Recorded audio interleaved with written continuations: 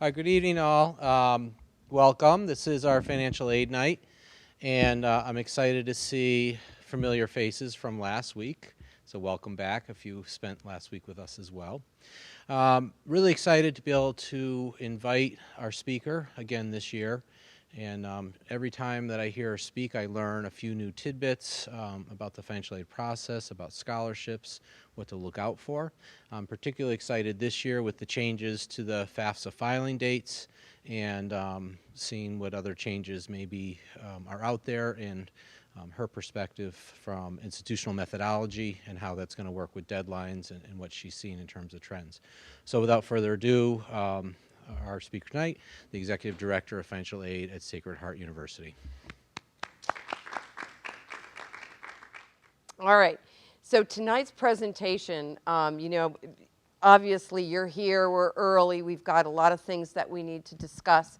So I'm going to go through this. I know it's a small crowd, but I do have a lot to cover. So maybe we'll leave some more questions to the end so that we don't defer it. Or I may just defer you if you ask a question here.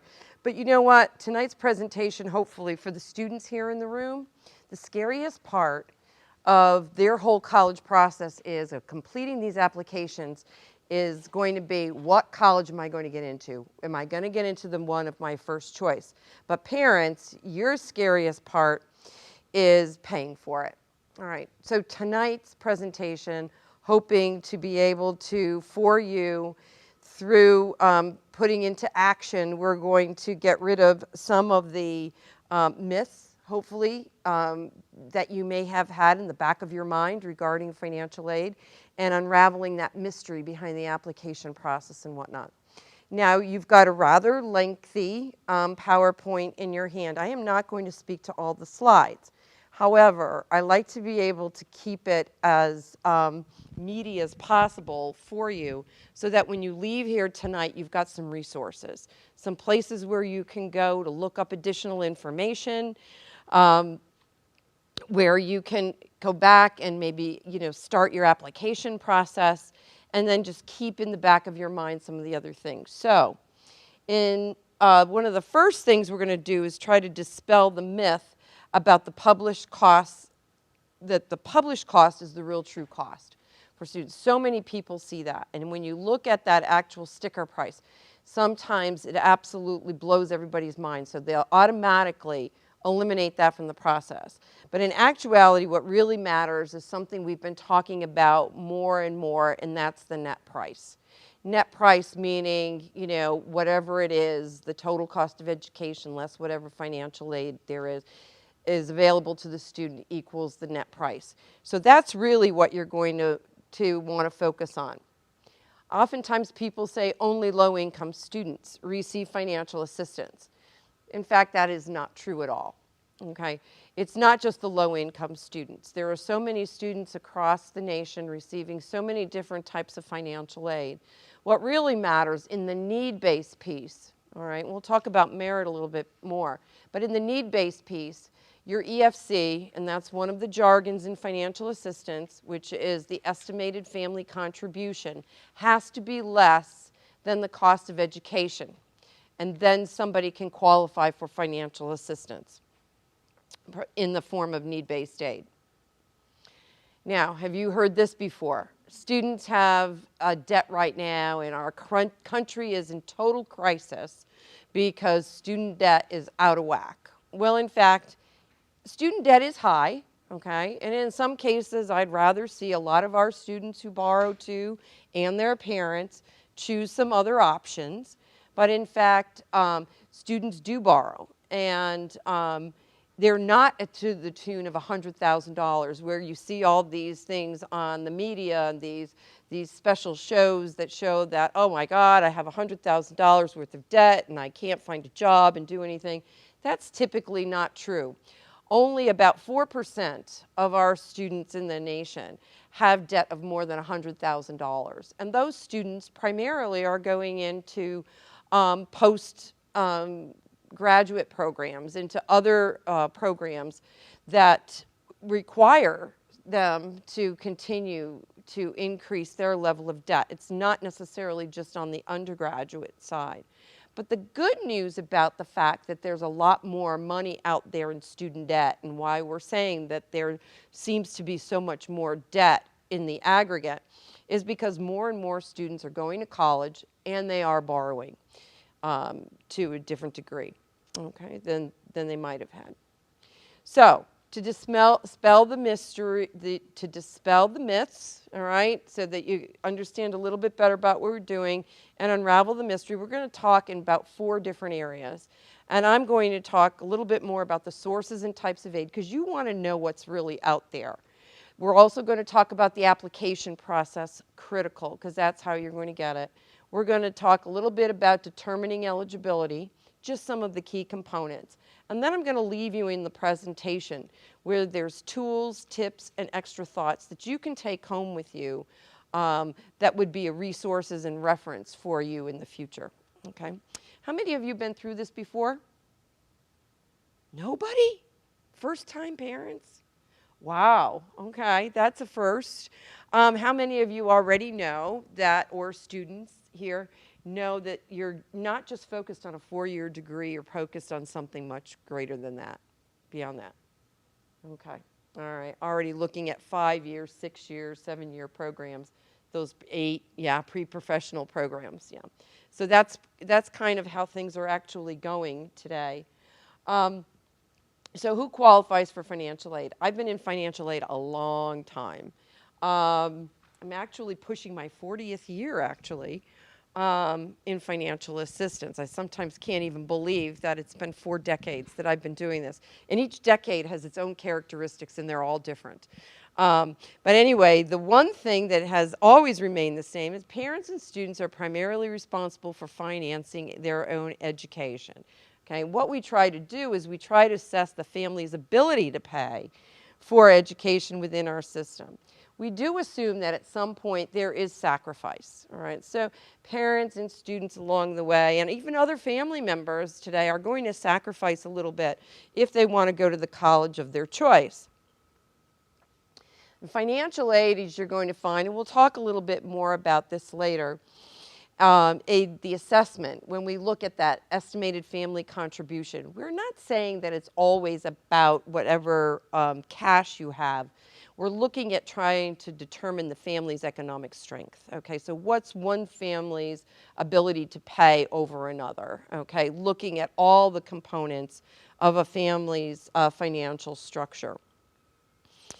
When we look at this, the contributions, all right, and the formulas that we use, they're standardized.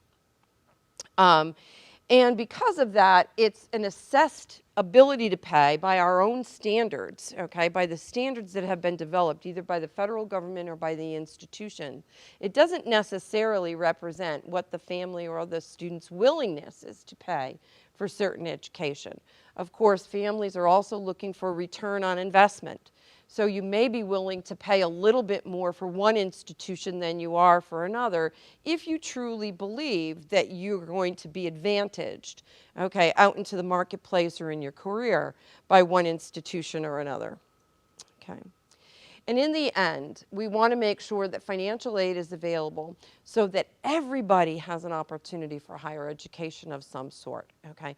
Everybody has access to higher education. But then more so as a supplement that students have the choice of the college or the university that they'd like to attend. So that's what's critically important to our whole qualifying for financial assistance. So when we talk about the sources of financial aid, the 2 that you want to focus on the most are going to be the grants and scholarships, okay? Am I in anybody's way here? Everybody can see, and you've got your hand up in front of you anyway. Grants and scholarships, they're the things that you don't have to pay back. That's where you want to focus your attention first. And then you start on the work-study programs. Work-study programs, you'll see, are very, very small components of the financial aid process, but it really does kind of have a very powerful effect on the life of a student or a life of an individual. I said to you, I've been in this business for 40 years. I started as a work-study student at Sacred Heart University and never left. You know, so there you can imagine, what did work study mean? You will probably also find in any of your tours and your visits, how many of the other people in admissions and all the other offices are a product of their own college or university because they have such a love and a desire to continue to attend. But that's what work study does. It gives them an opportunity. It gives a student an opportunity, whether it's 5 hours, 10 hours, or 15 hours, because, you know, most of the time they're going to be there 24/7, to just connect with somebody else besides their roommate, other students or their students in the classroom. It's going to connect them with faculty, peers, older students that are already there, so they can learn from others. So there's great opportunity for work study to get involved with faculty, staff, and administration, as well as other students on the college campus. And there's experiences all over the place, from community service positions that are paid, all the way up to working in laboratories or working in some administrative offices. So I always say take advantage of it. Even if it appears to be a small amount, it is significant. It is one of the components in financial aid we call self-help. The other component of self-help are the loans. There's the federal Stafford loans, which are directly for the students, all right? It's student loans only. It's the only loan in this country that you can get without any kind of credit or determination. They're always going to give students a first chance, okay, with that particular loan program. And anybody can get it. And of course, there's a whole other series of other loans we can talk about as well.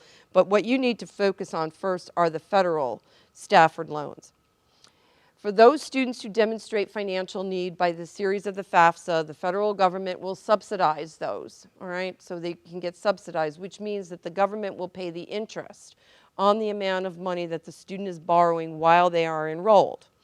But you can also, while any student in the country who qualifies as citizenship, et cetera, can get an unsubsidized loan, all right? The interest does accrue on that, all right? The government's not picking that up, but you don't actually have to pay the principal amount while the student is in school, all right? So that money is good on the sitting out there as an amount that's going to be owed in the future. The interest rate is not that high right now. It's in the low 3% range, so it's a good way to go for most students. And for students and for parents, oftentimes they feel that even if they felt that they had the means after the other financial aid to pay it, oftentimes they'll feel, you know, the loan gives them a little bit of skin in the game. You know, it gives them a little bit of, you know, helping themselves. And that's why we call it a form of self-help, and we strongly believe that. But obviously, there's no payment while either student is enrolled, okay? It's very important, and you have some materials over here about understanding your award package that your guidance office has given you. It's an important point, and it's one that I really believe is something you have to study when you get all of them back. How much of it is going to be free financial aid or gift aid that we consider? How much of it is going to be work that you're going to have to earn for that? And how much has to be repaid in the future, all right? How much is in the student's name, and what might some institutions be recommending parents borrow? I'm not a fan of somebody putting that into financial aid packages, but it does exist. So make sure that it's all focused financial aid for the student, and understand whether it's scholarship, grant, loan, or work. Okay, so these are the sources of financial aid. I hope your piece actually looks a little bit better than this. This is from the year 2014-2015. And okay, why does this look different for me from the other one that I had? Anyway, this is the amount of institutional financial assistance is 39.8% here. We have, that's the greatest portion. The institutions obviously hold the purse strings to the largest amount of grant assistance in the form of free financial aid for everybody. Then we have here the other free financial aid is from the state governments, okay, from state grants. All right, and that state grant program is about 10 million, and it's a smaller percentage of the the grants that the students receive, but it is important to understand what the state of Connecticut has. I believe there's probably a slide later on in this presentation that should give you that information. Then we have the federal work program. We have the federal grant program right here, which is for the most economically disadvantaged, the Pell Grants in this area, which is the federal government. Then for the federal government, we have the federal student loans. Again, you can see what portion of it is available there. Education tax credits and deductions. While you may not see that as a direct payment to your student bill, or as a form of financial aid, it's going to be something that some families qualify for from their taxes, from their deductions, and others do not. Okay, so it's something you want to pay attention to when you're starting to file your income tax. Veterans and military benefits, that's actually been growing over time, and particularly with the Chapter 33 and their yellow ribbon, a number of things there. And what's important is that people need to focus on private and employer grants and scholarships. That needs to be given a lot of consideration for doing some scholarship searches and things, and I'll allude to those a little bit later on in the presentation again. Okay, do you want to be considered for financial aid? The fatal mistakes that you might make, okay, that we want to avoid. So I just want to stop here for a minute and remind you of some of the most important things when you're going into the financial aid process. Paying attention to dates and deadlines and the documents that the institutions require. Okay, we want to make sure that we meet those. There's so many students out there right now that are interested in the financial aid that all the institutions have available, and there's simply just not enough money for everybody. Now, if you miss a deadline, you may in fact still be eligible to get something from that institution, but they may push you to the back burner. Okay, so you may have to wait and see if there's anything there. So please pay attention to the deadlines. So whatever institutions you're looking at right now, make a list or set up whatever kind of system you want for collecting the critical information of what each one of those institutions wants. But make sure that you've got the deadlines down there. So don't miss either the application dates, miss the admissions dates. Right now you're going to find that all of those are starting to align a little bit closer together now that we have some changes with the federal government. All right, so we're going to be talking about that in a minute. But please make sure also when you're completing all these documents, I don't care whether it's the admissions application or whether it's the financial aid applications or scholarship applications, you don't want to miss information on there. Make sure everything is completed. The systems are a lot easier to work with right now because they're online. So many of them prompt you. They're knowledge-based systems, so they'll prompt you with a logic to go from one question to the next. So you're less apt to make mistakes. But again, this is just a special caution for you here. The financial aid applications you're going to expect to see is going to be the free application for federal student aid. That's required for all federal and state financial assistance. That's your website, where you're going to be able to go directly to that website and be able to start filling out that FAFSA. Okay. The other one could be a CSS profile. All right. We have a application that is oftentimes an alternate one. Institutions may want to use it. This is the most predominant one within our financial aid process, okay, primarily in the schools in the Northeast and for a lot of private institutions, all right? So it's going to be used by not every college, but primarily those that are private institutions. Those of the institutions that hold all of those multi-millions of billions of dollars of financial assistance that we saw makes up the biggest piece of the pie. A lot of those institutions will use a CSS profile. And that's going to be through the College Board, the same place where we have our SATs or where we do some of our college searching and things of that nature. Now, the CSS system is actually available now simultaneously with the federal government. So we're in sync together. But institutions, because of the use of the internet provides us with so many opportunities that institutions have their own applications. They may have their own applications for financial aid. We hope that they don't have too many, because then that means that you've got to be filling out multiple forms instead of maybe just only one or two applications. But they may have some specific ones for some of their scholarship programs and for some of their other more specific programs with donors or private organizations. So please make sure that you take a look and see what they may require. The best place to look is primarily on the websites. I was just mentioning before, there's not a lot of written publications out in financial aid. We keep switching so quickly. The best information you're probably going to find on financial aid is probably in an admissions brochure, because admissions is updating that right for your application process.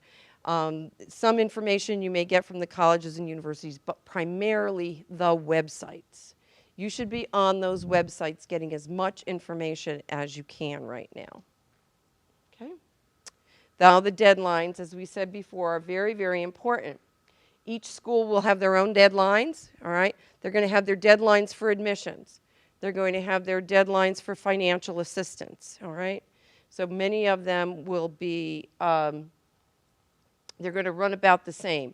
You want to make sure that, at least on the financial aid side, you're going to want to submit any of your financial aid information at least 2 weeks prior to a deadline, all right? We haven't necessarily seen right now in our profession, because we're going to talk a little bit later about the FAFSA one, but right now we're seeing that the deadlines are fairly similar right now, okay?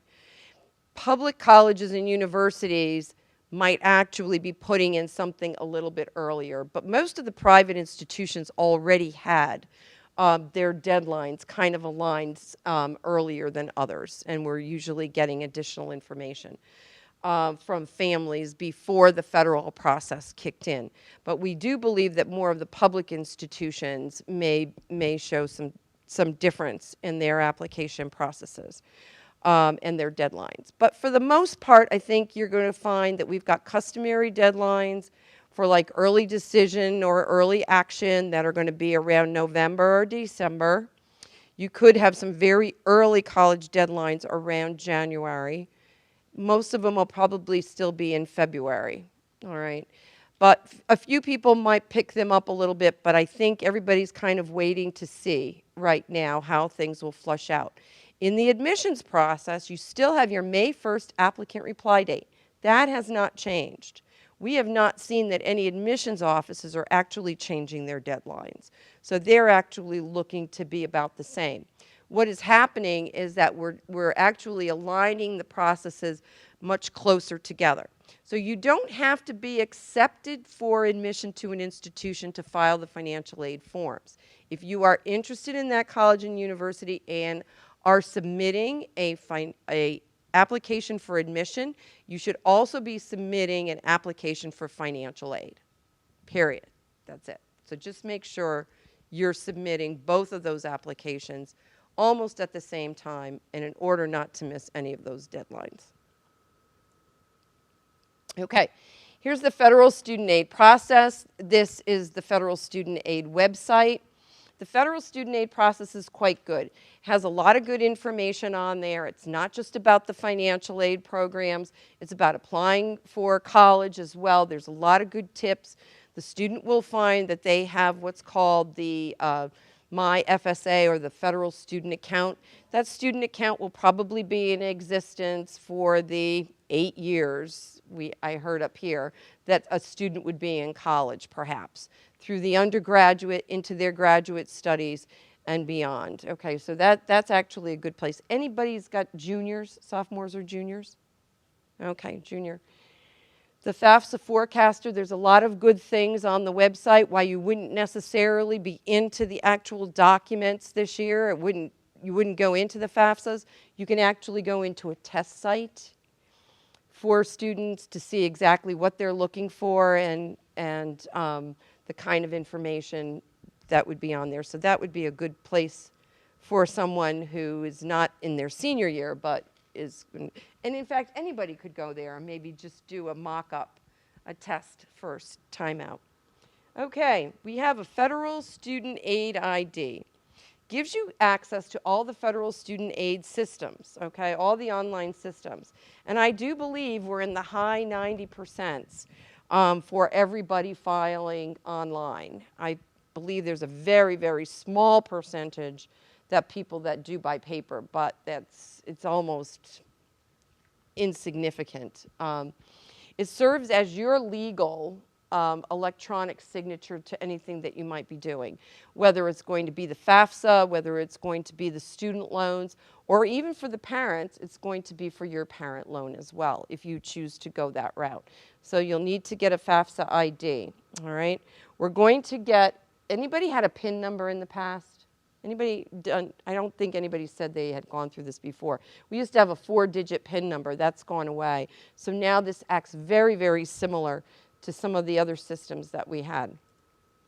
Students and at least one parent need an FSA ID, the Federal Student Aid ID. In all honesty, I think both parents, if there is 2 parents involved in the process, I think both parents should get one. There's no reason for it just to be the one parent. It's a very simple process, and while you're doing one, you might as well put in the information for the other. It may be that one parent is completing the FAFSA, but when it comes time to borrow on a parent loan, the other parent may choose to borrow the parent loan. So they would be the signator for the parent loan. So it's always better to do it. I don't know why people would hesitate to not do it together, but I think it's important. Particularly if you have more than one student going to college, each of the students have to have their own FAFSA ID. So everybody, they're all individuals. So to create the FAFSA ID, that's the website. You can go on and do it now. So you're going to be ready, okay? Because the opportunity to start filling out the FAFSA is like right around the corner. It's going to require your name, social security number, birth date, mailing address, et cetera, email and phone number. And then you're going to be able to have your own entry into the system with your own password that you'll be able to continue to update. Very similar that you have to all the other systems that we do, banking and all the other secure websites that we have. We always caution students not to use their email address that's for their high school, if they have one at the high school that they use. They should be using something that's, if they don't already have one, maybe set up a Gmail account or something of that nature. Okay. Very, very important that a lot of times what we're finding is that if students are held up in a process, or if you're not clearing this federal student aid ID system, it's because you haven't put the full name and information that appears on the Social Security Administration. It's got to be an exact match, all right? So it's got to go through there with an exact match, or in fact, it probably will, get sent into a black hole, or, it's going to have to take you to refile a couple of times before you can get out. So it's important that you make sure that there's no nicknames, or that if there's a middle initial involved, that's always there as well. Okay. All right, FAFSA update for 2017-2018. So Todd already alluded to it, but for this one, it's our old FAFSA. Okay, the old FAFSA was supporting federal methodology, the FM. All right, it's available in January, or it was available in January, and you'll see in your brochure there it says January 1 in the Wells Fargo brochure. It uses taxes from the prior year. So last year, say for example, the prior year they were using, if you were going to college like this fall, we were using 2015 tax information. So everybody was scurrying to estimate their information and make corrections once the taxes are filed. So that's pretty much what folks were doing, at least the first year students. College enrollment deadline before you may have accurate financial aid information. All right, so the college say you were accepted and May 1st comes around and students weren't all prepared and that they just didn't have the complete financial aid picture before they had to make a decision as to where they wanted to go. All right, new what we call prior year, FAFSA. All right, it has a couple of things that's going to do. It's still going to support the federal methodology. The federal government's method for calculating student aid has not changed as far as the formula is concerned. The properties of it are primarily the same. It's available in October right now. So as of October 1st, you will be able to go online. So it will be available to everybody right now. It's going to be grayed out like this week, but then by October 1, that's going to be an active website. So the FAFSA is moved from January to October. Uses taxes from the 2 prior years. So if you're going in the fall of 17, which you will be, you're going to be using 2015 information. Under the old system, we would have had to wait until you estimated your income from 2016. But now, all that information is readily available, okay? Taxes are filed, and we've got a much better platform on which we're going to be able to start to push data in for our student. Allows more time to evaluate the financial aid, and so you have an opportunity to consider the institutions of your choice to do this. It was families' inability to properly estimate their income from 2016 that was really kind of pushing things up against these deadlines, why people were missing them and why they weren't getting as much good information. So using 2015 is going to be very important for us now. So when we talk about the basics on the FAFSA, one thing we want to say to you is this. We've got the FAFSA.gov site, all right? Please don't get involved with the FAFSA.com site. We are a little bit concerned that as of October 1st, that FAFSA.com site, where you get charged for getting help to complete your FAFSA, could actually maybe rear its head. People are all kind of a little scurried and, not thinking what they can, that they can't get it all right and they need help. It's a very easy process now. 17-18 FAFSAs will be available 10/1. Creates eligibility for federal and state aid. In the state of Connecticut, if you qualified for financial aid, you would need to have this FAFSA completed as well. Submitted each year for the student is in school, so it doesn't matter. They're freshman, sophomore, junior, senior, and in their graduate work, you're going to have to complete one, and it's not one FAFSA, it's one FAFSA per student, not per family. So it's, if you've got 2 or 3 children going to college, each one of them has to have their own FAFSA. There's no cost at all. It's a free application for federal student aid. So please make sure that you don't get, taken in by some of those other pay to complete my form sites. Parents and students 2015 tax return is going to be available for you now to be able to use. If you're eligible, we're recommending that you use in the FAFSA what we call the data retrieval tool. Students actually used it in the past, but it was only after when they went to correct it and they completed their taxes. But now, since you're able to use the 2015 and that information is already stored there, you'll be able to do that. If divorced and separated, you have to be able to use the custodial parent, the parent with whom the student resides, really the majority of the time, even if it's only by 1 day more, so you've got to be able to make that distinction. You're going to find that, with some of the other eligibility criteria, we'll go through a little bit more, but it's your information from your savings, your checking, some investments, which include stocks and bonds, and we'll take into an account more than one in college. So if you have multiples in college, what ends up happening is right towards the end of the formula, once we have a parental contribution, if that parent, that family nucleus can contribute, say, $20,000 for college education, and it's only one student going to school, all that 20 that parent can contribute would go towards that one student. However, if, the brother or sister comes up along that, and then the next year you're going to have 2 in college, that 20,000 would be divided by 2. So it would be 10 and 10. We're not going to ask you for 40. They're going to take the 20 and divide it in half. Okay. All right, so this is a little bit about the data retrieval tool. I can't tell you how important this particular slide is and how much more relevant and easier it will make your whole application process with the FAFSA. Parents and students will be able to transfer their data directly from the IRS right on to the FAFSA. It's just going to pick up whatever relevant fields of information are asked. On the parent financial information page, you're going to answer the eligibility questions, all right? And then they'll basically tell you, okay, click here. Now you can go.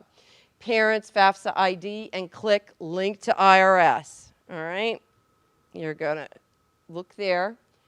Going to submit the IRS information and select transfer my information onto the FAFSA. So they're going to ask you a series of questions. And then you're going to say, okay, let it go. You're going to repeat the same process for the student. Okay? When you get to the student information, you're going to repeat the same thing, particularly if they filed a tax return. If they didn't file a tax return, obviously you're just going to mark, no, they did not file a tax return, and then you're just going to move on. If unable to use the DRT, you have to enter your information manually. And these are some of the ways in which you're not able to use this particular system for 2015. And it's basically a lot of your tax filing pieces of information. Married filing separately, married and has filed that's had a household, filed a 1040X if you had to do any amendments to your taxes. I guess that wouldn't qualify for you guys, or a foreign tax return. So those are some of the things that would not allow you to automatically use that system. So what happens after we submit this FAFSA? Okay, we've already done all of our homework. We did it. What are we going to do here? You need to review what you get back. So many people don't actually pay attention to the details on the form. And then once we start talking to them and said, well, did you happen to read this on your FAFSA? You need to go back and make some corrections. So you'd want to go back and correct some information that's irrelevant, that maybe you had made a mistake on, that you hit an extra 0 when you didn't intend to. It may also tell you that verification has been required, and that's a federal government system item that they actually select people. Could be for any number of reasons. It could be a random selection, or it could be that throughout the federal government systems there's a mismatch somewhere with some of the other federal government databases. If you are required to have to submit your taxes, we can't actually take a tax return from you any longer, okay? So that's actually gone away for several years now. You actually have to go to the IRS and request a tax transcript and then get it to us. So it's a little bit more difficult, and that's when we always say to families, just go back in, do the DRT if you can, and then it should fix the information. Because some people were hesitant to be able to use that data retrieval tool. But anyway, and if you are requested for verification, please make sure you submit them as soon as possible, because schools will actually hold up the information for you if you don't have the information back to them. They may or may not award you financial assistance until after this system process has been completed. Now, they're also going to ask you when you're completing the FAFSA to give them an email address. So because you're getting a lot of this sensitive information that needs to be reviewed, I oftentimes say to folks, okay, we have some students here. Your email, I would say, fine, put your email on there, because you're going to pay attention to it as soon as it comes in, all right, so that you don't have to worry about mom having to retrieve it. But as parents, I know my son, he's always more of a social user of his email. I would say put the parental email address down, all right, so that information is going to come back to you, and that you're going to review it as opposed to the student doing it. Okay? If 2015 tax information is not representative of current information, we know that this is going to be a problem in our system now, okay? We know that because we're going to be 2 years old, we're going to be using prior year, there's going to be much more of a chance that families' income has changed over 16 versus 15. It could be a change of job, family situation, a whole lot of different reasons why that may not be a relevant income to use. If you believe that your income is not reflective of your current situation from 2016, you need to be able to contact the financial aid offices by which you're applying to, and they can work to do what they call professional judgment. They can update the information for you based on an appeal and you submitting appropriate documentation by which they can make those corrections. So again, it's going to have to be something that's done in a financial aid officer. Do not ever try to attempt to alter the FAFSA yourself. It doesn't work, okay? It causes more problems than you would imagine, all right, doing that. So you really need to go back to the financial aid office now, particularly with the fact that we're using the prior year, and have this process performed for you. Okay. So any of you already know that you might need to do a CSS profile from some of the colleges and universities you're interested in applying to? Okay, so you've got the CSS profile. Yeah, a lot of private colleges and universities are going to do it, use it, and it does give us a little bit deeper look at what the family situation is. And it's not always to your disadvantage. In many cases, it's to the student's advantage, particularly a lot of the competitive institutions who have a lot of their own institutional dollars. They actually can oftentimes arrive at a family contribution that's significantly less than what the federal government actually results, or the calculation is from that federal methodology. So an institutional methodology could really be to your advantage. So, but make sure that you've got this form ready to roll if you need it. It's going to support, it's still available October 1 and has been for a very, very long time. It supports the institutional methodology if an institution feels they want to add a few more components to their calculation. It may not be required each year. For example, at Sacred Heart, we always use the CSS profile. We've been using it for a long period of time, not only for us to have been able to get earlier information from our new students, but also to have been able to enter some other items in a formula that may result in a more positive, or say a lower family contribution and a more positive financial need for that student, or increased financial need for some of those students for the aid that we may have available. Again, it's one CSS profile per student and not per family. $25 to complete one CSS, and it's $16 additional institutions.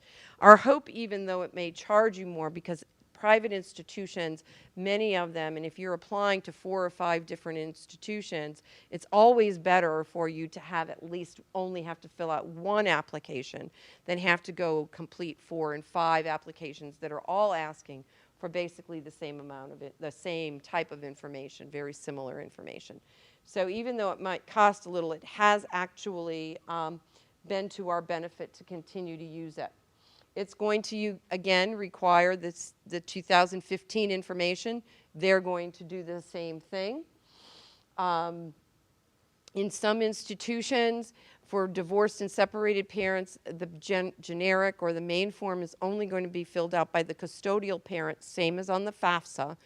But oftentimes, the private institutions will ask for the non-custodial parental information. It's a separate document, and you fill out the information that may be requested. And that's not everybody, but many of them actually do ask for that information.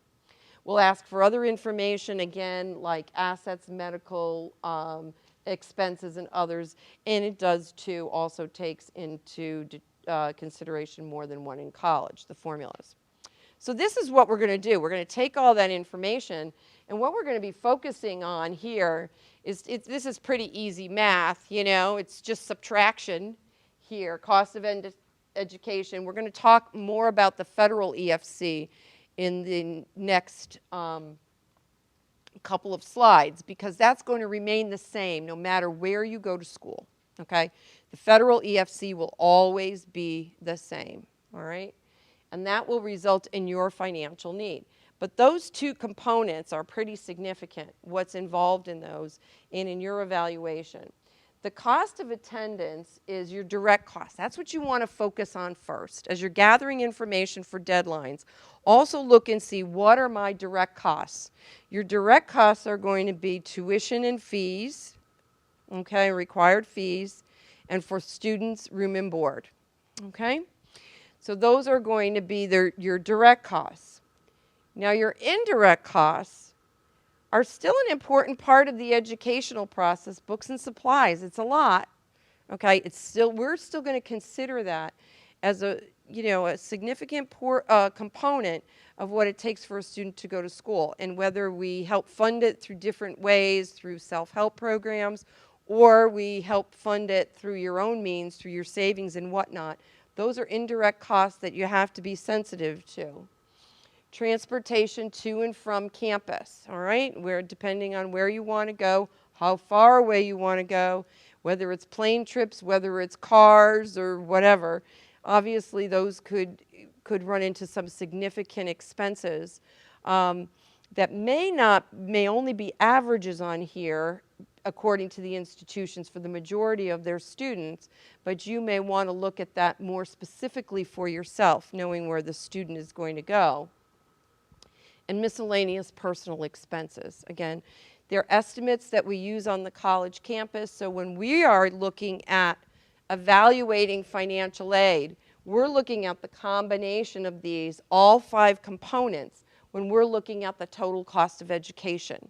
So we are going to look at this total using what we believe to be, for the indirect costs, just some basic, what we believe to be the averages of our students, okay? So some students are going to be higher if they're in a different major, their books and supplies may be more, and other students may be more apt to live on a stricter budget and their personal expenses might be a little less. But we are still going to focus on this matter, on that one first.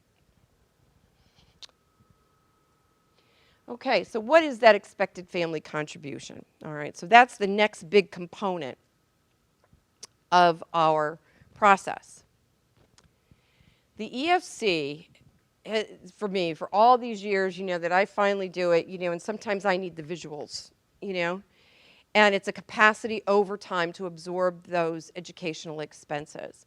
And when I look at these components, I think about the past, a little bit about what you have in savings and some assets.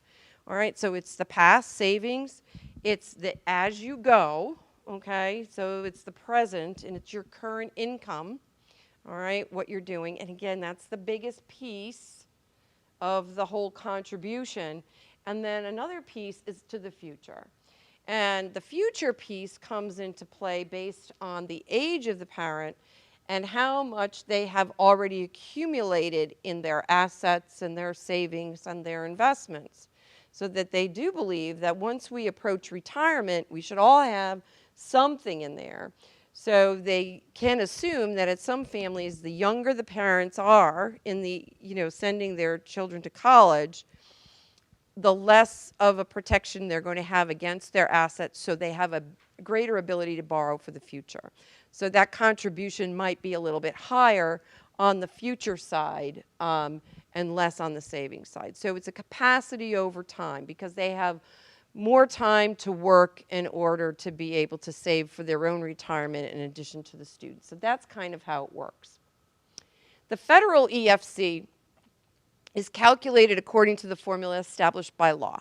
We don't change that. The government has not necessarily changed that formula over the last several years. We may see some changes going forward, but right now it's pretty tight. And you'll be able to use some calculators and some estimators on the website that'll give you a pretty good example of what your EFC may result in. That formula considers obviously the information from the FAFSA. It's used to calculate the eligibility for your Pell Grant. It's a given that once that information is verified and it's actual, and if you qualify for the Pell Grant, which is for the most economically disadvantaged students, that amount is like that estimated family contribution is like carved in stone and will align itself with a specific amount of the Pell Grant, all right? And it's also used for other forms of aid. As you saw on there, we have other things. We have campus-based aid for our students. We have the subsidized loans, the federal student loans, and the unsubsidized loans. We also have the work-study programs. We also have a series of other types of financial assistance that is primarily, there's the teach grants, and there's a number of other things that students can apply for. That there, and again, in the state of Connecticut, that FAFSA or that federal EFC will be critical if you can qualify for that. As I said before, because some institutions use the CSS profile, they may also calculate an alternate form called from the institutional methodology or an IMEFC. All right, now that would be considering any of the institutional aid or private assistance that someone might have. So like say for example at Sacred Heart, we're using both EFCs. We have two calculations. We award our federal and state aid based on the formula that results from the federal government, but we're awarding our institutional aid on the formula or the EFC we've derived from the CSS profile. Okay, and that's how we're putting our package together for our student. Now those EFCs, while we already talked about that they're subject to verification, they can also be subject to adjustment, pretty much like I said before. Income situations change, family situations change.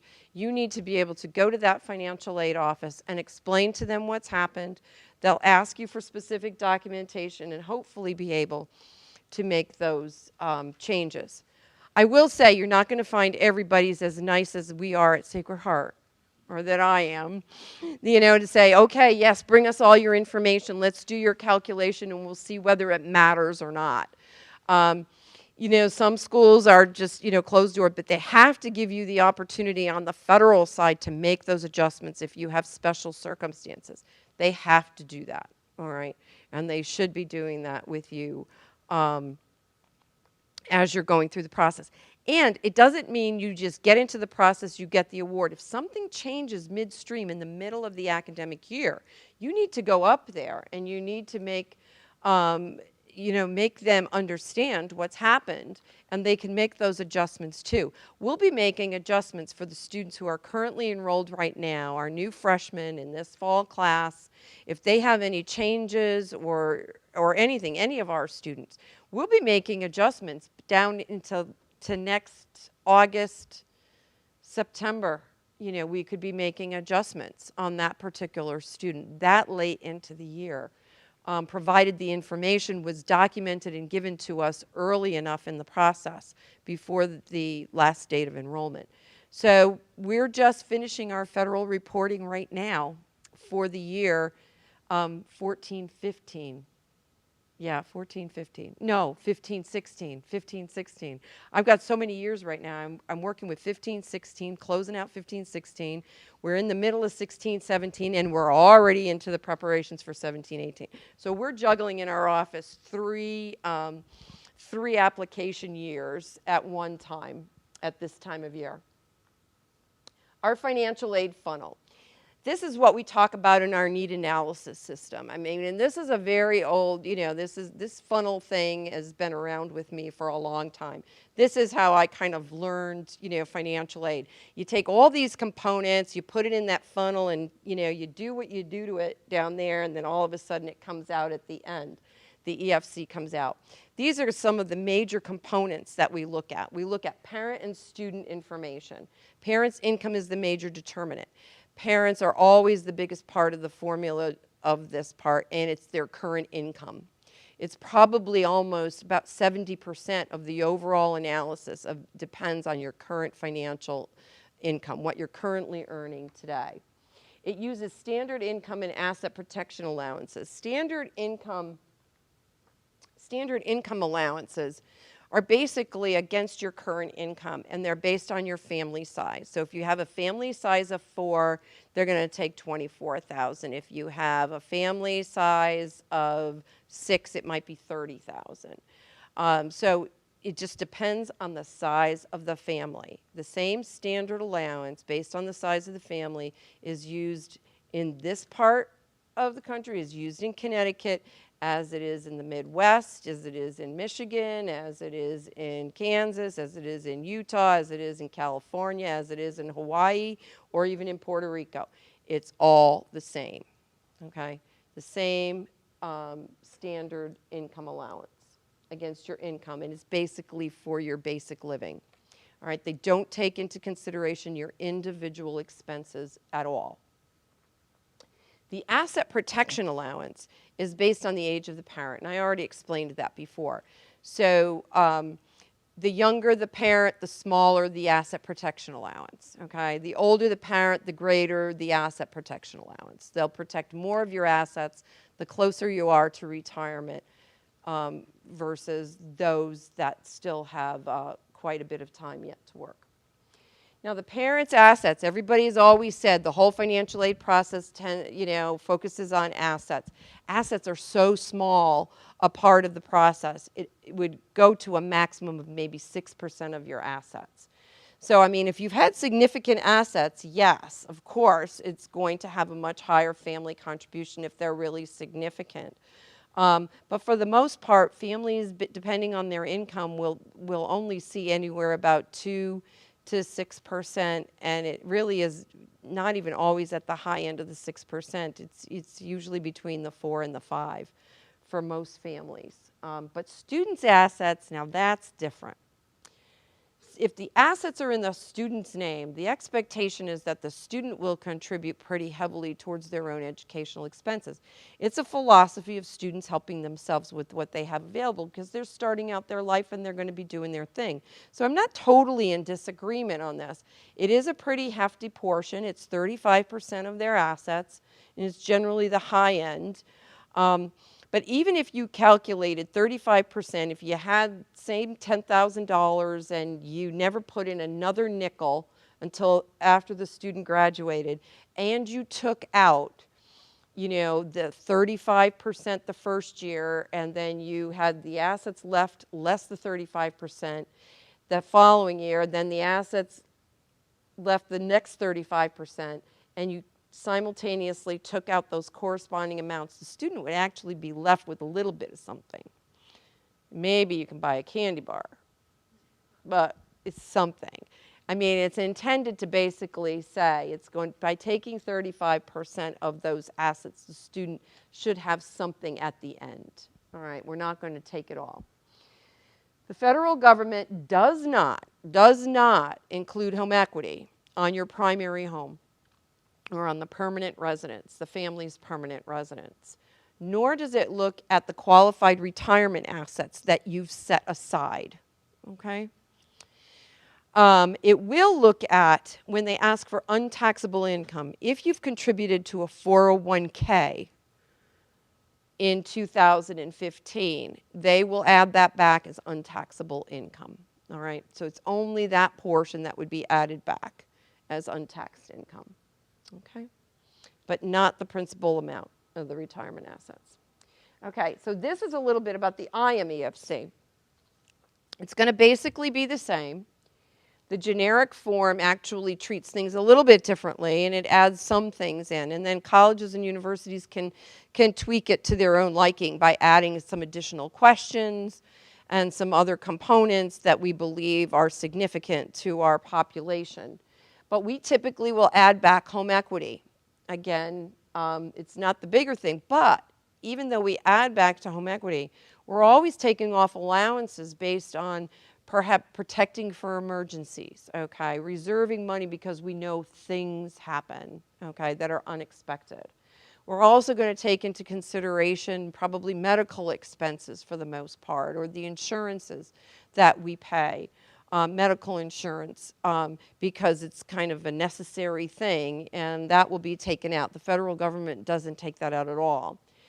In many cases, there might be a regional cost of living allowance adjustment. We may take more for the people in Connecticut, all right, than we would take, or even in, the Fairfield County or in some of the more expensive areas of the country to live than it would be for others.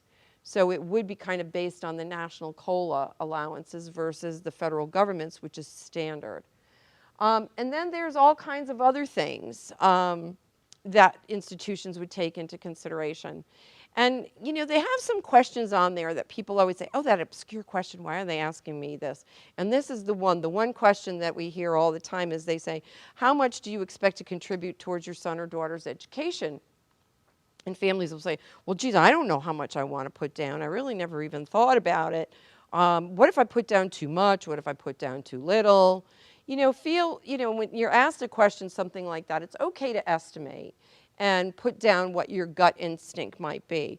If you end up with a family contribution that's calculated out to be $30,000 and you said you were only going to give them $1,000, well, frankly, we're going to throw that one out, and, unless there's real good reason why there would be a rationale for that, some really specific family emergency or situation that would call for that. And then again, you would probably want to explain why that isn't a justified EFC.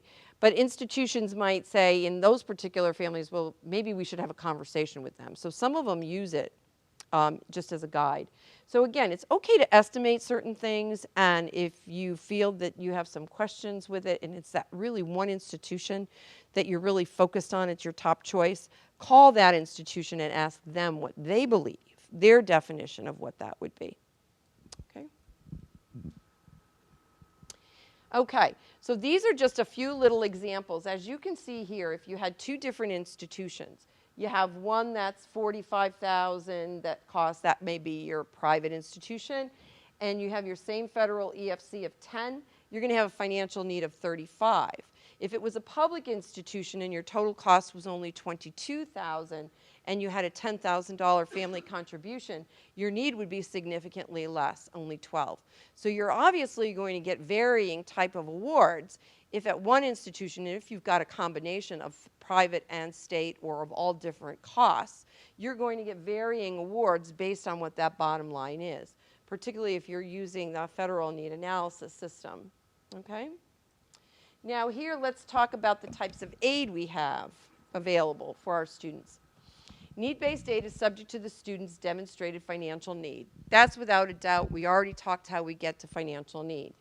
And that's, again, the Pell Grant, which would be the most exceptional or the most economically disadvantaged, or work-study programs, or some specific loans, or other kind of state aid, and things of that nature. But merit-based aid, lots and lots of money in this country for merit-based aid of all types. It may still be based on need, because we do have need merit awards. In fact, our Connecticut program is a need. There is a component of it that's need merit, okay? And then there's one that's just straight financial need. But your academic achievements, your talents, your skills, your commitment to community, your involvement, students' involvement are all characteristics of merit-based aid, okay? Some institutions float simply on merit-based aid, and other institutions use simply need-based aid. That would primarily be like your Ivy League institutions, your Ivies, and your most competitive, because they believe your other characteristics do not matter, all right? Everybody's the same. They're all equally as good to get in if they've been able to get in. You could have, whether it's you're athletic, whether you play an instrument, whether you're an artist, whether you've been involved in community service or student leadership, there's all kinds of awards for students out there. You need to be able to review those institutions and find out where you might be recognized by the one institution over another.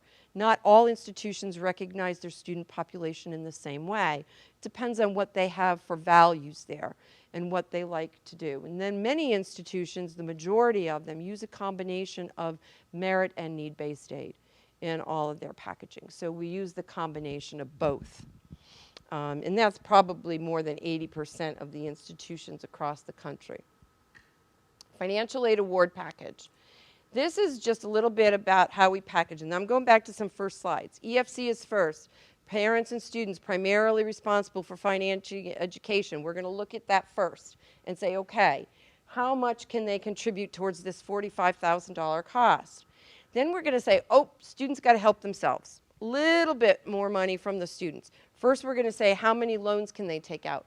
Students who are going for the first time, you'll find in the federal student loan programs, can take $3,500 of an unsubsidized loan if they demonstrate need.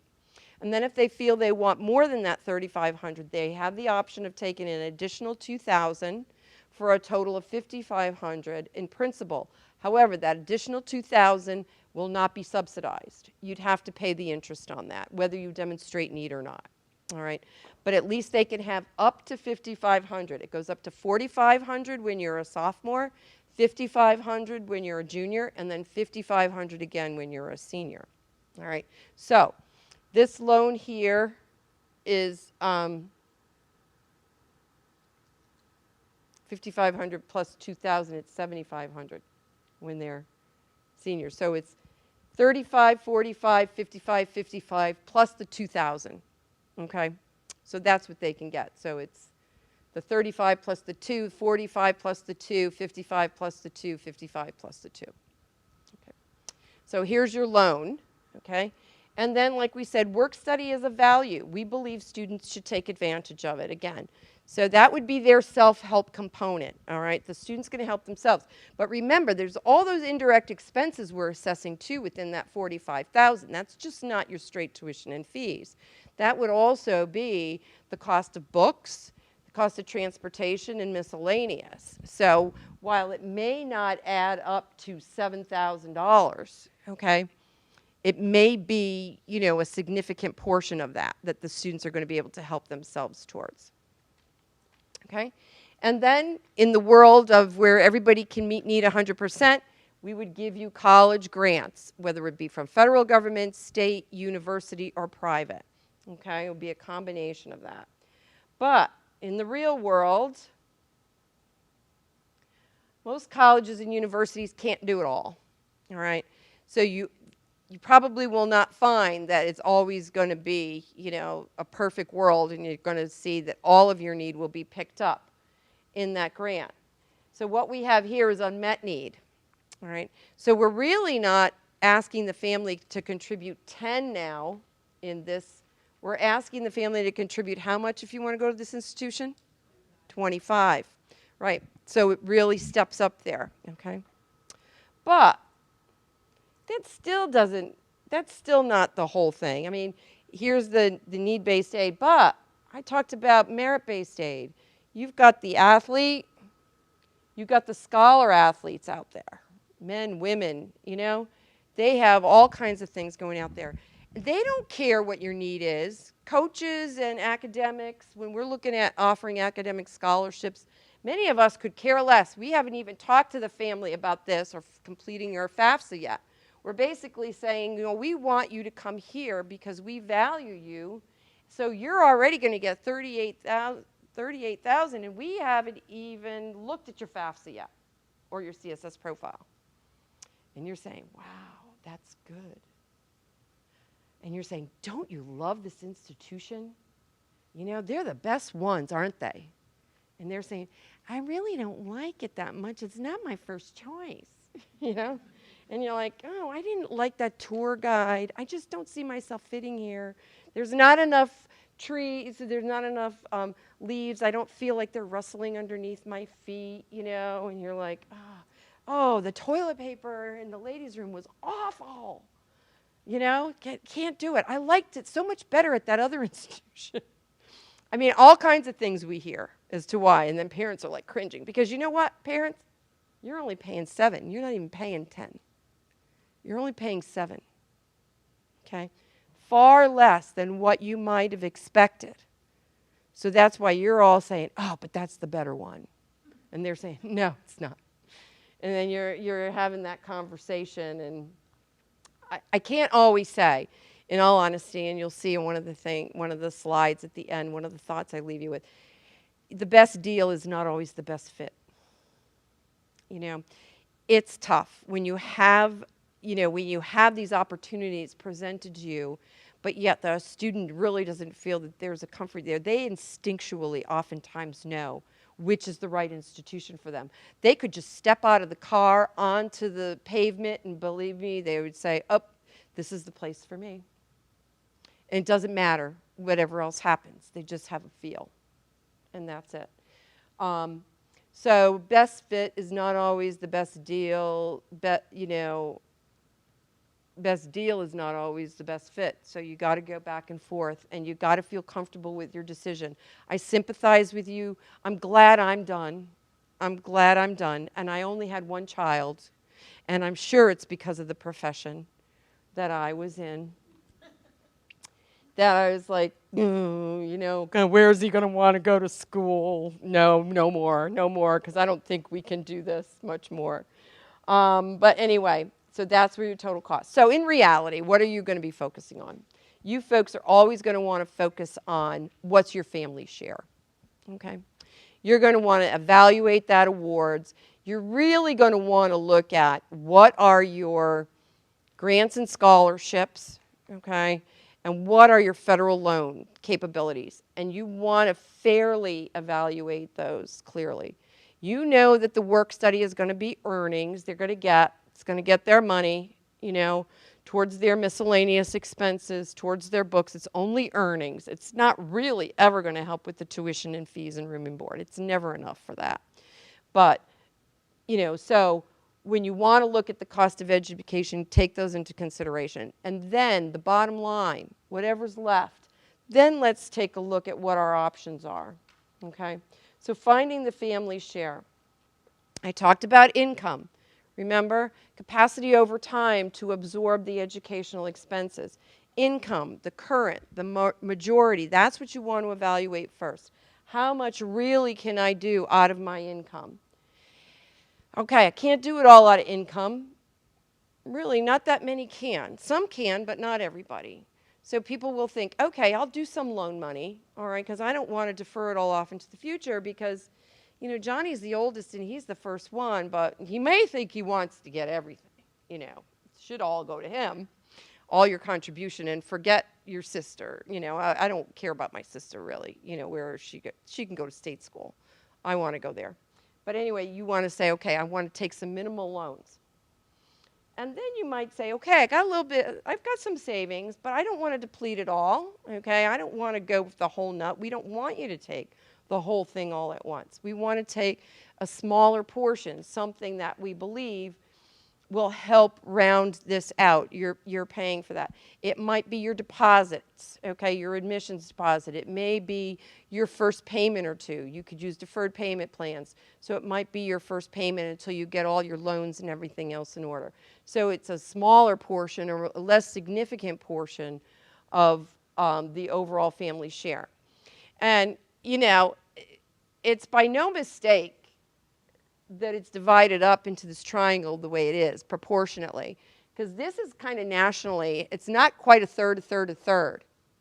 These are the two bigger components. Savings is always the least amount for our families. So that's almost reflective of how parents are actually doing it already and have been for a very, very long time in our system using these three components. So these are some of the suggestions that we leave you with when you want to find your family share. You always want to continue to do your scholarship searches. You want to look to your community, to your employer, look to the websites. Be imaginative, go out there and take a chance. Always save enough. Even if the students are just going to save for their books, it's better than nothing. Sign up for the monthly payment plans. A lot of colleges and universities have them, and they all have them, really. And they're only over 10 months, though, not 12. And if you feel out of your current income that payment is still too steep, then look for some of the loan options. And these are what we would suggest, kind of in the order. And, of course, the government always wants the Federal Plus loan to be the first one. It's the easiest one to get, I must say. It's the easiest one, but it is a little bit more expensive than some of the other loan programs that might require a little bit more information or a different credit rating of the parent borrower. And this is where I say sometimes if one parent can't borrow the loan, maybe their credit isn't as good as the other parent. That way, one might be filling out the FAFSA, but the other one may want to take the parent loan in their name. Okay, so that may be why you need a federal ID number for both. The Connecticut has an awesome program. It's called CHESLA, and I've given you information on our websites. I would look into that. You can use it whether you're going to attend a school in the state of Connecticut or because you're a Connecticut resident, you can attend and going out of state as well. Okay? And then there's other parent options. Hit up the grandparents if they're available. My son already told me that, on the first day that my granddaughter was born, it was over 6 years ago now, that first day, he said to me, "Mom, how long are you going to work?" And here I am, he's diapering this child, and I'm looking at him like, and my feet are already 10 feet off the ground, I'm like floating up there, and I'm like, "Nick, why? What are you asking me that for?" And I says, "I don't know. I love my job. I love what I do. I guess I'll work, until, quite a while yet. I guess I'll probably work past standard retirement." And he says, "Oh, that's good because I want you to be working when Alyssa's ready for college." I said to him, "Are you crazy? I don't want to work till I'm 80." He said, "Well, we got to take care of this, I'm like, "Okay, all right." He's got 3 kids now, and I'm like, whoa, I got check accounts going like nobody's business, I'm like, I don't want to, I didn't have it to do it for my son, but I'm going to have to do it for my grandchildren, so. Anyway, so family options, and there's a lot of things. People are using home equity now when they hadn't used home equity for a long time because our interest rates are so good. They're even better than most of the educational loans. So if you have it available, a lot of families are turning to that again as well. So just a few thoughts. Okay, the net price calculator. Anybody know about net price calculator? Okay. These are just some tools. So I'm going to flip through this real quick, these last couple slides. These are tools. Use them for what they're worth. They're not, it's not the end all. It's not your award. It just gives you something to focus on, something to think about. The junior family, for example, the juniors, they have using net price calculators is probably much better for them to try to hone in if cost has any influence at all on what college you may be attending. That would be somewhere where you may want to look, okay, using these net price calculators. But every website should have them in colleges. They're not in paper. They're on college websites, and if you even put up in the search bar net price, boom, it'll take you right to the net price calculator, okay? All right, this is the state information again for state residents. Focus on this. Make sure you look at, well, I got to change that now. It's not called the Governor's Scholarship Program anymore. It's called the Roberta B. Willis Scholarship Program after one of the state legislators that just helped change it. Oh, I got to change that. I forgot. CHESLA Loan Program. This is the one that I think you should all take a look at. You'd like it. Right now it's at 4.95% fixed rate of interest that only has to be paid while the student is in school, and all the debt is deferred until after they graduate.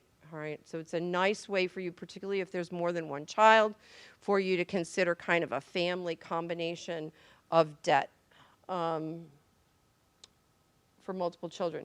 These are your outside scholarship pieces. This is places where we think we should do. One of the things that I like on here and that we've been trying to recommend, because, scholarships can get crazy and they could get caught up in your rest of your email.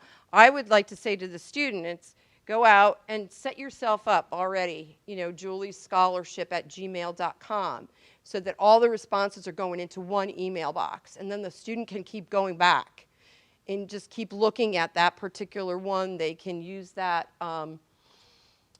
in all of these other different websites. It's not cluttering up their other email, so it was on their iPad or on their, on their phone or whatever, they could get additional information for that. You always got to notify the colleges when you win it. We're starting to see, our students, because we're recommending the uses of these, our students are getting more and more scholarships than they ever had been.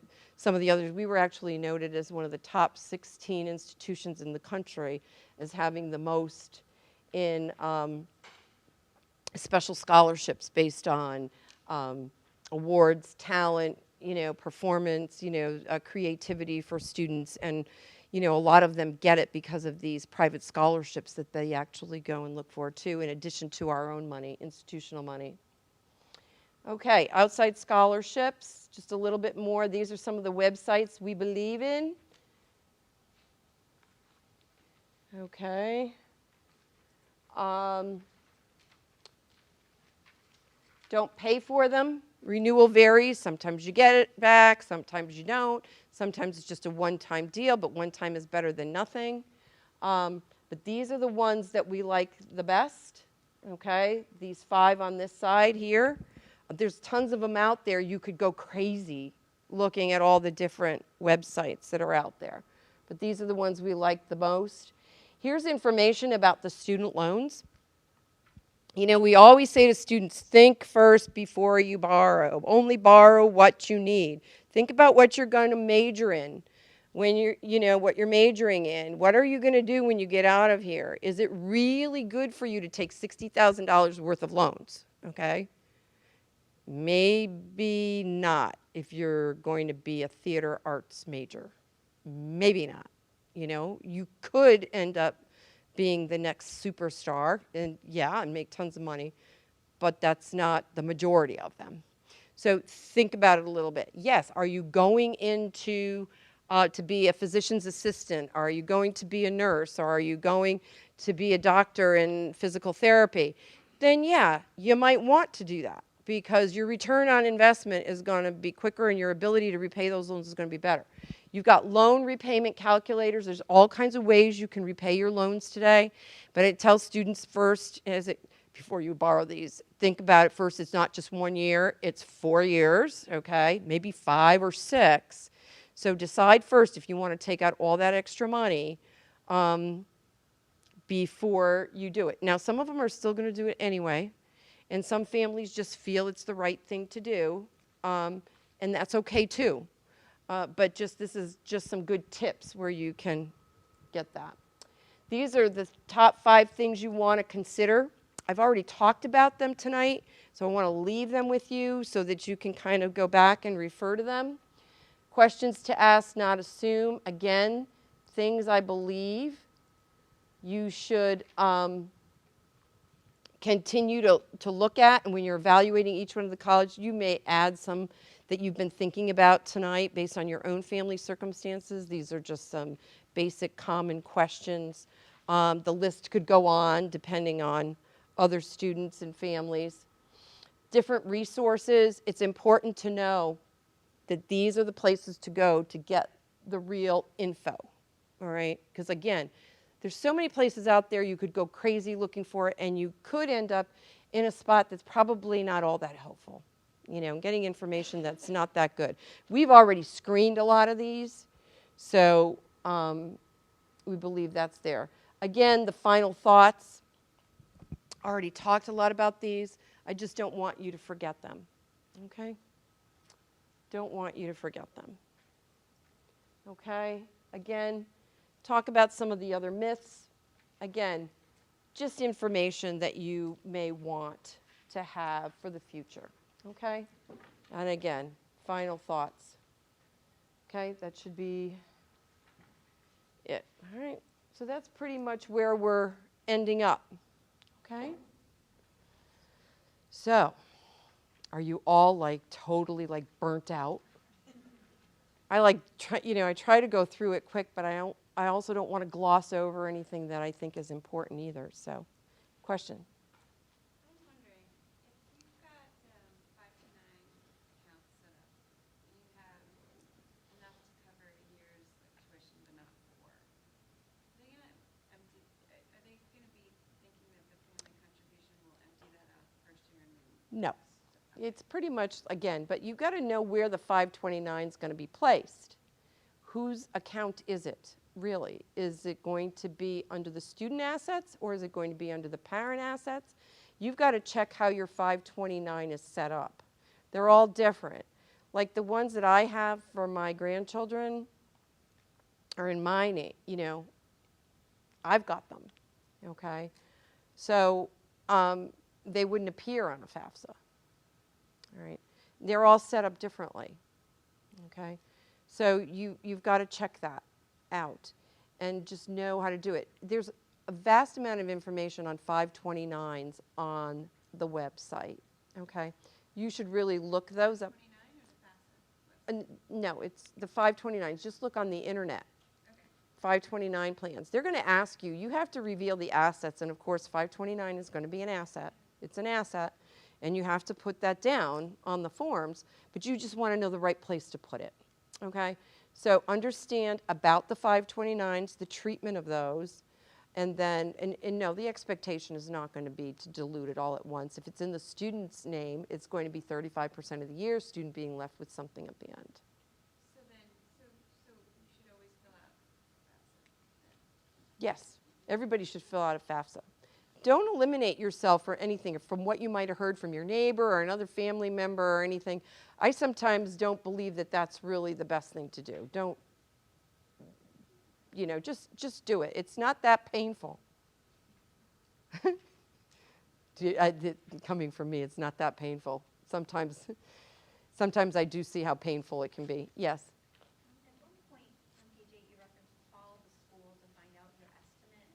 So I guess my question is, after you've applied and you've been accepted, then you can call the school and find out what that other profile estimate is? Is that what you mean? Because we already have a response from that. Well, usually if you've been accepted, all right, you've got to put your financial aid applications in around the same time you're already submitting. Right now, as of October 1, I would suggest everybody, if you've already got the college of your choices pretty much said and done, start submitting your forms. Put your information in. It's better to have the information and then get responses back and see if there's anything amiss, all right?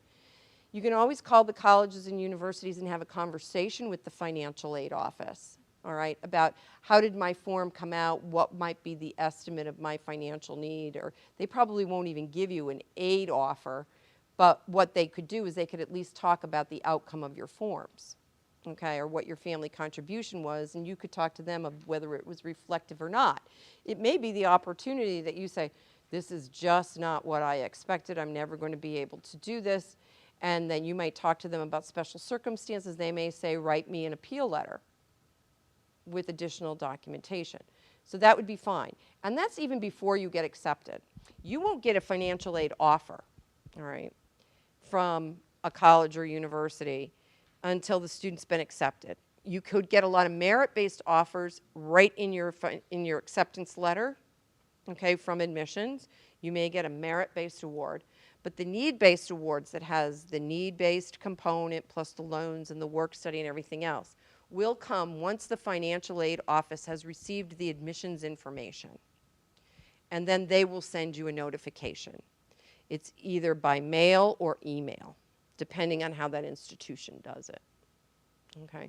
So you'll also want to know, one of the questions you might ask, how do you actually notify us of our award? What's your policy? So I don't know if that's answered your question or not, because what's your estimate? What is, you want to know what's my EFC, what would my estimate of eligibility be, and that's where you might want to call the office in advance, because you won't maybe get your information until after you're already accepted, and for you that might be too late. Okay? Yes?